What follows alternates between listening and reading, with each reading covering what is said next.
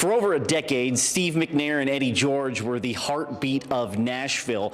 But here at the Pro Football Hall of Fame, as you see all the great players behind me, their resumes are in a historic logjam. The problem?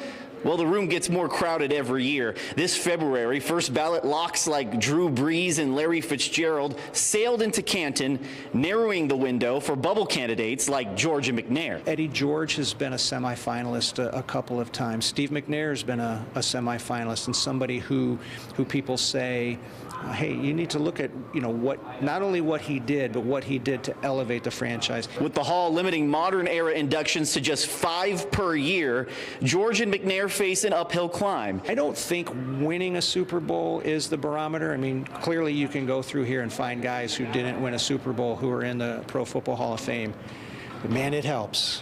And, had the Titans not fallen 1 yard short against the Rams and pushed that game, into overtime and potentially won it, it does change the way, you look at even the ownership. Even in the front office, the wait continues. Longtime owner Bud Adams is a 2026 contributor semifinalist, but faces stiff competition like Robert Kraft. I think it's indisputable that you can't tell the story of professional football without Bud Adams. But how about keeping the AFL viable by sacrificing his chance at having Joe Namath?